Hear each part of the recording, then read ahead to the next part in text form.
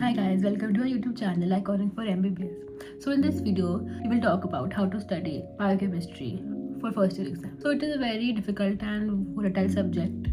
ऐसे एक बार स्टडी करके तुम्हें ऐसा फील होता है तुम्हें आ जाता है समझ. However, it is very difficult to retain the information. हमें क्या क्या resources यूज़ करने चाहिए. Also ideally we should study from Satyanarayana. But exams के लिए इट इज़ वेरी डिफिकल्ट इतनी इन्फॉर्मेशन को साथ में रखना. So you can also study from essentials. It is a comparatively easier book to understand. उसमें उतनी ही इन्फॉर्मेशन है जितनी हम एग्जाम के लिए रिक्वायर्ड है. एंड अगर तुम उतना ही अच्छे से स्टडी कर लेते हो so it also helps to make your concept very stronger. So in this subject एक जो इशू होता है कि हमें साइकिल्स नहीं याद होती. Cycles, so the best way to remember cycles is कि you make a small register and every day तुम उसमें एक एक साइकिल तुम लिखो. एंड डोंट फॉरगेट कि उस साइकिल के रिलेटेड जितने भी डिसऑर्डर्स हैं तुम उसको भी साथ में स्पेसिफाई कर लो. सो देन उससे कुछ टाइम में तुम्हारे रजिस्टर में सारी इंपॉर्टेंट साइकिल्स एंड जितने भी डिसऑर्डर्स होंगे वो सारी एक जगह पे हो जाएगी.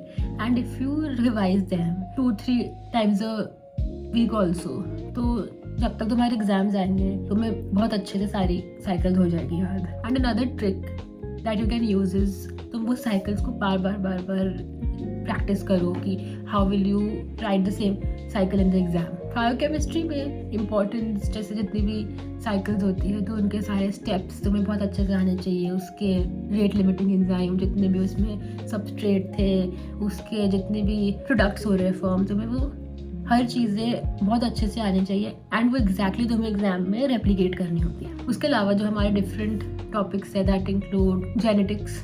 जेनेटिक्स में अगर तुम्हारी क्लास 12th की जेनेटिक्स बहुत स्ट्रॉन्ग थी तो वो काफ़ी हद तक it is very similar to that only. Of course थोड़ा बहुत एक्स्ट्रा होगा.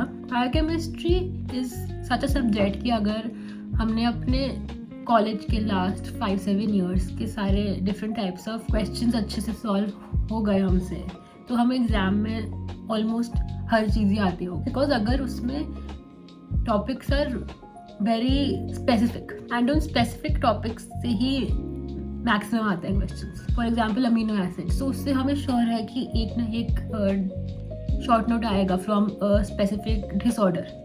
तो अगर वो डिसऑर्डर में अगर तुमने उससे रिलेटेड साइकिल भी तुमने अच्छे से you present in the exam तो उससे हमारा जो एग्जामिनर होगा तो उस पर अच्छा इंप्रेशन आता है. सो ये छोटी छोटी थिंग्स होती है that help us fetch maximum marks. So ये था for theory. For the practicals उसमें जो भी एक्सपेरिमेंट्स होता है हमें उनके प्रिंसिपल्स आने चाहिए और उससे जो भी रिलेटेड इक्वेशंस है वो हमें बहुत अच्छे से लर्न होनी चाहिए. एंड उसके अलावा हमको अपने प्रैक्टिकल्स के लिए अपनी थ्योरी भी बहुत स्ट्रॉन्ग रखनी चाहिए बिकॉज उससे भी पूछते हैं क्वेश्चंस.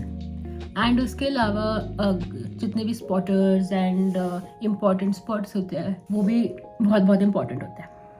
प्रैक्टिकल्स के लिए एज सच कोई रिसोर्स है नहीं. बट अगर तुम्हारी कॉलेज जर्नल और तुम्हारी थ्योरी बहुत स्ट्रॉन्ग है तो उससे your practical exam is very easy. So अपनी जर्नल को बहुत स्ट्रॉन्ग करना पड़ेगा for the practical viva. So I hope you liked the video. Please don't forget to subscribe the channel.